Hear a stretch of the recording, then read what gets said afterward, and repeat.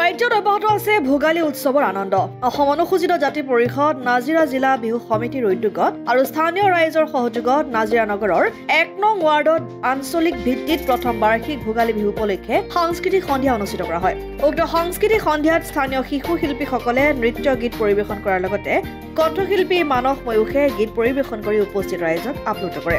অনুষ্ঠানটি সাফল্যমণ্ডিত কৰাত সহযোগিতা আগবঢ়োৱা সমশুভাকাংক্ষীৰ লগতে ৰাইজক ধন্যবাদ জনায় উদ্যোক্তাসকলে।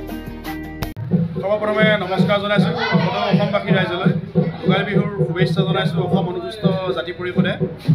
আজি আমি অসম অনুসূচিত জাতি পৰিষদে এই আপ্ৰাসতে ভোগালীৰ এখনি সন্ধিয়া পাতিছোঁ, যাতে সকলো আমি উপনেজীয়া ১ নং ৱাৰ্ডবাসী আমি সকলোৱে হাঁহি ধেমালি কৰিব পাৰোঁ আৰু লগতে আমি সকলোকে আমন্ত্ৰণ জনাইছোঁ তেওঁলোকে আহি যায় মিলা প্ৰীতিৰে আমাৰ এই ভোগালী সন্ধ্যা ভাগ ল'ব পাৰে।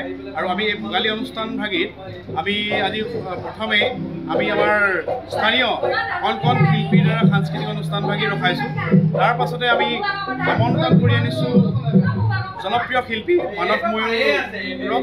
মানস ময়ূৰ ইতিমধ্যে আমাৰ মাজত আহি পাইছেহি আৰু তেখেতে আমাৰ এই অনুষ্ঠানৰ গীতৰ শৰাই ৰখাব। আমি গীতৰ শৰাই ৰখাবৰ কাৰণে তেওঁক আমন্ত্ৰণ কৰি আনিছোঁ। এই গীতৰ শৰাই ভাগি তেওঁ ইতিমধ্যে আৰম্ভ কৰিবলৈ সাজু হৈছে আৰু সকলো নাজিৰাবাসী ৰাইজক এই গীতৰ শৰাই উপভোগ কৰিবৰ বাবে আমি অনুৰোধ জনাইছোঁ।